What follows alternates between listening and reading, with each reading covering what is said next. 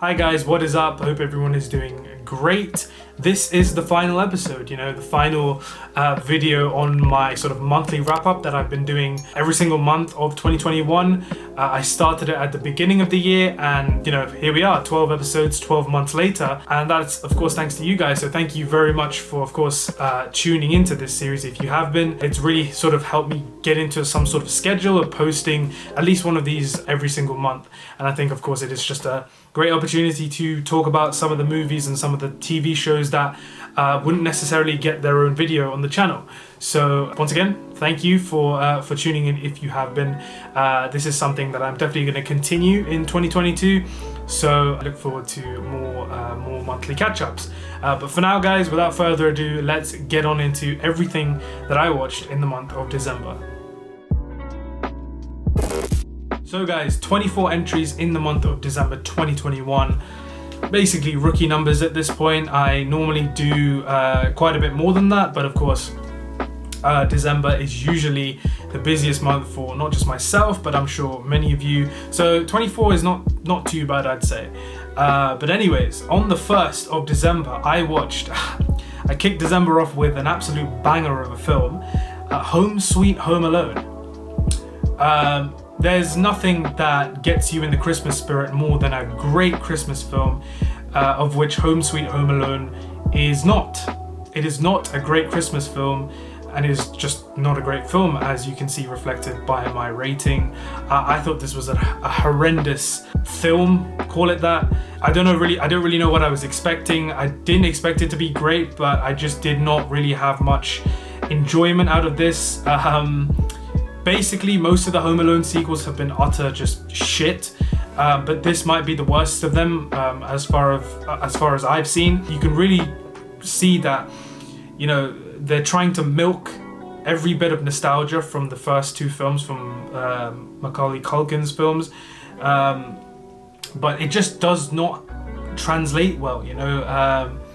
It is essentially it's the same story, but there's a bit of a twist on it. And just, guys, I don't even know why I'm wasting my breath on this. It just really doesn't work. I really did not like Home Sweet Home Alone. But anyways, on the 2nd, this is where the fun begins. On the 2nd, I rewatched one of my favorite films of all time, SpiderMan, the original Sam Raimi Spider-Man. Of course, this was a huge part of me and my childhood. I absolutely love this film to bits. It's not a flawless film. I know I've given it 5 stars, but if you really want to nitpick it, it's not of course a flawless film, but to me it's so special, hence why it gets the perfect rating. Same with Spider-Man 2. Spider-Man 2 is one of the best superhero films ever, in my opinion. It is still the best Spider-Man film, if you ask me. I don't know how Sam Raimi managed to top the first film so significantly, but he did. I absolutely love Spider-Man 2, and yeah, once again, 5 stars. Spider-Man 3, even though it's not a great film, I still actually kind of love this film for so many different reasons, for the memes and just how messy it is at some points as well. But for me, Spider-Man 3 is still one of the films that I don't mind rewatching, just because of how fun and how much of a good time I can still have with it. But that's not to say it's a completely horrendous film. It does have some really good stuff in it, but of course we all know the big problem here was the studio did force Sam Raimi to firstly make this film in the first place and make it so soon after the second film, but also overstuff the film completely, hence why it is the least in quality of the original Raimi trilogy. But anyways, on the 4th, you guys can see a bit of a pattern here. I'm doing Spider-Man rewatches. On the 4th of December, I revisited The Amazing Spider-Man, which I enjoy. It's also got a lot of problems with it, but I like Andrew Garfield as Spider-Man, as Peter Parker in this film. A little bit, not so much, but his chemistry, of course, with Emma Stone is sort of what makes this film and Amazing Spider-Man 2 still enjoyable for me, even though they have a multitude of issues. So yeah, Amazing Spider-Man on the 4th, and of course later on that night, Amazing Spider-Man 2 as well. Amazing Spider-Man 2, I think, in my opinion, is tied with Spider-Man 2 as the best looking Spider-Man film, aside from Into the Spider-Verse, but best looking live action Spider-Man film. I love the score by Hans Zimmer, even though some of it doesn't really fit in with a traditional Spider-Man story. I love listening to the score by itself. I think it's great. On the 5th, I revisited Spider-Man Homecoming. Now, this is a film that keeps getting better for me on every single watch. I have a lot of fun with Homecoming every single time I come to it. I don't really take it that seriously because of the tone of this film. You know, it's very much like a John Hughes superhero approach here. I like Tom Holland very much in the role. And yeah, I liked Michael Keaton a lot as the Vulture. I think he's one of the better Spider-Man live action villains. And yeah, Homecoming is, like I said, a film that gets better on rewatch for me every time I come back to it. So yeah, later that night on the 5th, I came back to Spider-Man Far From Home. Now, Spider-Man Far From Home is a film that kind of frustrates me because I think it has a lot of potential, and it's by no means a bad film, but I'm just not a fan of the blend between a serious tone and a more comedic tone. I feel like they both sort of cancel each other out, and in the end, it's a film that you can, you know, have fun with. But at this point, I really wanted the Tom Holland films to be sort of starting to, you know, man up a bit, if that makes sense. Give us some real stakes and make Peter Parker a much more developed character, instead of, you know, continuously tying him to Tony Stark, and just let him be his own hero at this point. And that I think is my biggest frustration with Far From Home. But still, like Jake Gyllenhaal as Mysterio, and this film does have a lot of great things included in it. Hence why, like I said, it's nowhere near a bad film. Anyways, I'll tell you what is a bad film. On the 7th, I watched Black Christmas. Now, this is the second remake, if I'm not mistaken, and to be completely honest with you guys, I thought this film was abysmal. It is just everything you don't want from a film, characters that you can't get behind and care about, filmmaking that is just so poorly put together, a story that really wants to make a sort of political statement but just ends up alienating the viewer completely. I think this film is just absolute shite, and I will never watch it again. Anyways, on the 14th, this was a week later, because between the 7th and the 14th, I don't know if you guys, just in case you missed it, I did a massive Spider-Man video here on the channel where I sort of go into every single one of the live action Spider-Man films, hence why I did all the rewatches, and hence I did the rewatches for that film coming up that I'm sure you guys all know I'm getting onto. But yeah, just in case you guys missed that big Spider-Man video from me, it is one of the most sort of, I don't want to say personal videos that I've done on this channel, but I sort of have spoken about things that I haven't yet on the channel, and just sort of my ongoing relationship with these films and this character, and how much the character of Spider-Man, of Peter Parker, means to me. And yeah, hopefully, if you haven't seen that video, hopefully like it. So yeah, I'll leave a link to it in the description down below. And yeah, so on the 14th, I watched Steven Spielberg's remake of West Side Story. And I loved this remake. Steven Spielberg is one of, if not my all-time favorite filmmaker. He's essentially the guy who, you know, made me love movies in the first place. So I was very, very curious to see his take on West Side Story. I had already seen the original because I studied some of the songs in GCSE music back in school. So I was already very familiar with the landscape of this story and the songs, of course. But I really like this remake a lot. I don't really remember too much of the original. I need to go back and watch it and see which of the two I prefer. But just the grit and the aesthetic that Spielberg and his DOP brings, the sense of sort of connectiveness and fluidity, especially when it comes to the dance numbers, it's just masterful. And I loved some of the performances. Most of the performances were great, but the standouts for me were Rachel Zegler and Ariana DeBose. I think that's how you say her name. Those two for me really were the strongest in the acting department, if you ask me. Rachel Zegler as well, I'm pretty sure this was her first role, and I think she won the Golden Globe, if I'm not mistaken, a couple of days ago. So yeah, she was great. All in all, I really loved West Side Story. Then on the 15th, one of the most anticipated days of the entire year, finally got to see SpiderMan No Way Home. And I went to the IMAX at Leicester Square, as I usually do for any of these releases, on opening day, and it was one of the greatest cinema experiences of my life. I was essentially crying from the ending of the second act all through the third act. It's a film that isn't perfect, hence why I gave it a 9 out of 10, a 4.5 out of 5 stars on my first watch. It's a film that isn't perfect, but for me, it's one that I watched and it just instantly became a part of me. You know, the films that you watch, like the original Raimi films for me, that just sort of transcend criticism. I know I do review films here on the channel, but you know, when a film is this special and means this much to you, you kind of want to sideline it with regards to criticisms and just, you know, take it for what it is, and this film is an absolute event. You know, in my opinion, it was the most anticipated film maybe of all time. The hype for this film was absolutely through the roof, and somehow, you know, they were able to meet those expectations and even surpass them to a certain degree. So yeah, as you can tell, guys, I absolutely love Spider-Man No Way Home. If you want my full thoughts on the film, of course, I will leave a link to it, my review here on the channel, in the description box down below.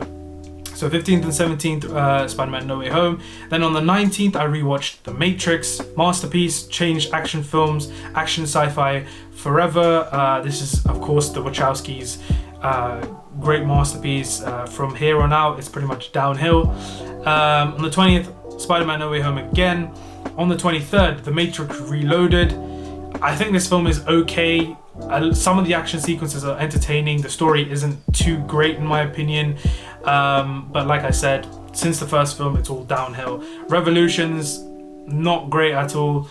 Some of the action is once again passable and entertaining, but this is probably my least favorite Matrix film, even including the fourth, because it is the one that has the least amount of time spent in the Matrix. Like, I don't care about all the Zion stuff. Like, the Matrix Evolutions almost doesn't feel like a Matrix film. It feels like a Zion film of sorts. Like, and I don't care about that, honestly.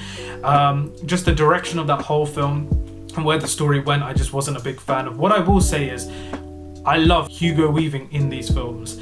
He is one of the best parts about these Matrix films. His performance as, the Agent Smith. Every time he's on screen, he just absolutely steals the scenes. So yeah, shout out to Hugo Weaving. On the 23rd, later that night, The Matrix Resurrections, the latest installment in the Matrix franchise. I haven't spoken about this on the channel. I was going to review it, but I haven't spoken about it, so I'll give you some quick thoughts. Didn't love this film. I thought some of the ideas that they were going for were pretty interesting, and I was fascinated by the whole meta commentary, but all in all, I thought this film used nostalgia way too aggressively.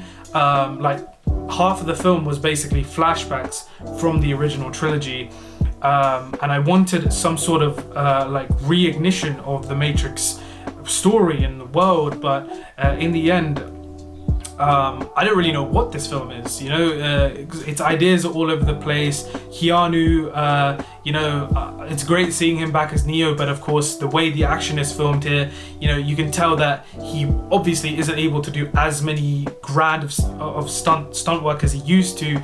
And for a franchise that revolutionized the way action films are made, The Matrix Resurrections is just so... The action sequences are so bland. Honestly, guys, I couldn't point out a single memorable sequence from this film. So that was incredibly disappointing. And also, the character, the guy who plays whoever's supposed to play Agent Smith in this film, wasn't a fan of. There's a scene where he just screams like Mr. Anderson, and I was like, oh my god, Jesus Christ. So yeah, wasn't a fan of the Matrix Resurrections. They'll probably end up making 1, 2, 3 more of these films, milking the Matrix franchise as much as they can, but yeah, wasn't a fan of the Matrix Resurrections, if you ask me. On the 25th, Christmas Day, we watched A Few Good Men. I rewatched it. I absolutely love A Few Good Men. It is, in my opinion, the greatest courtroom drama film ever made. It is absolutely iconic. Aaron Sorkin's script is just magnificent. Rob Reiner's direction is terrific. The performances are great. If you haven't seen A Few Good Men, do yourself a favor and watch it. Yeah. Don't Look Up on the 26th. This is a film that I have a weird relationship with. I've seen a huge debate online on whether or not this film is great or not. And for me personally, I'm actually gonna take it down half a star. This film hasn't really, I know it's very new, but hasn't really sat with me well. I don't think it is as spectacular as its all-star cast. Some of the moments in this film did make me laugh, but all in all, the message that Don't Look Up is trying to give to us is just way too hammy and forceful, and yeah, I wasn't a huge fan of this film. On the 26th was my completion of the Hawkeye series. I've been watching this over the past weeks, and I like this series. I don't love it. I think Haley Steinfeld and Jeremy Renner, their chemistry together is probably the best part of this show. The scenes that they have and they share together, for me, were the highlights of this show. And of course, Florence Pugh as Yelena Belova when she comes in. We of course have a couple of characters coming back. I won't spoil it in case you haven't seen it, which was great to see, but I think all in all the ending was just a bit, I don't know, like there were some great moments, but I don't know if I'm dying to see another Hawkeye series anytime soon. But love the Christmas aesthetic of this series. Doesn't make it as rewatchable as some of the other Marvel shows, but yeah, I liked Hawkeye. I think I liked it better than Falcon and the Winter Soldier. 27th, I rewatched the first season of The Witcher. I actually really like season 1, maybe more than most people. I know the non-linear structure of it does people's heads in, but I actually, watching this for a second time, I actually really liked it. You know, I thought it was a pretty cool and unique way to tell fantasy, something that, you know, the genre never sort of utilizes. I know, of course, we see flashbacks a lot, but the way the 3 storylines, Geralt, Yennefer, and Ciri, sort of mix and match throughout this first season, it was pretty interesting, I think. And yeah, I absolutely love Henry Cavill as Geralt of Rivia. I think he's terrific. And yeah, I really like The Witcher season 1. I'm a fan of fantasy, and I've also played the games. So yeah, on the 28th, I watched Disney's latest animated feature, which is Encanto, and this was just a really sort of heartwarming film, as with a lot of Disney films. It has some really good themes in it, and that I think are quite important for younger people about, you know, living in a world where you don't feel special. I thought was really touching, and the animation, of course, once again, is absolutely stunning. It's gorgeous. So yeah, 4 out of 5 stars for me on Encanto. Pig on the 29th. This is heard a lot about this film throughout the course of 2021. Finally watched it before I went to make my best of 2021 video, and I think it's a good film. It's really well shot, and Nicolas Cage in this film gives one of the best performances he's given in quite some time. However, it just didn't connect with me, and that's the reason why I've only given it 3 out of 5 stars. It didn't touch me on a personal level. I was really tired when I watched this film, so I will give it another shot and see if my rating increases. Maybe I was a bit too harsh, but yeah, 3 out of 5 stars for Pig. And on the final day, it wasn't really the final day, on the 29th of December, I watched the new Kingsman entry, The King's Man. And also a film that I'm pretty mixed on. My main problem with The King's Man is I don't think it feels like a Kingsman film, and maybe it's not really supposed to because it takes place in World War One. It is very much a prequel to the Kingsman films that we all know, but it didn't feel like a Kingsman film. It felt like it was missing the essence of what made the first film so great, and I think it was way too political. A lot of the stuff I wasn't that invested in. I wanted more from the characters. I wanted to focus more on the characters. I think Ralph Fiennes in the film is really great. Gemma Arterton is also fantastic. Rhys Ifans, who plays this really just crazy Russian villain, it is great. And one of the scenes he has, I was kind of on the edge of my seat. There is also one standout action sequence that the Kingsman has that takes place at night in the trenches that I thought that was absolutely terrific, and that was essentially Matthew Vaughn firing on all cylinders as a director. You know, he's a really talented filmmaker in my opinion. I've loved a lot of his films, Kick-Ass, X-Men First Class, of course Kingsman. So I think that one scene was the highlight for this film for me. So yeah, The Kingsman was the last film that I watched in 2021. So guys, let me know in the comments section down below, how did you close off 2021? Were there any memorable watches from the month of December that you'd like to share? Let me know. And of course, if you do have any comments on some of the films that I managed to check out, also let me know. I'd be happy to discuss that with you guys. And of course, if you did enjoy the video, be sure to leave a like, guys, and subscribe if you are new. Thank you so much for checking out the video, guys. Not just this video, but all the videos across this series in 2021. Like I said at the start of the video, I will do my best to continue in 2022 alongside all the the exciting upcoming content I have planned that aren't related to this kind of series. But yeah, thank you guys for sticking with me during 2021. 2022, let's go and smash it. I hope everyone has a fantastic year, achieves all your goals, and yeah guys, thank you so much for watching. Take it easy, and I will catch you very soon in the next video.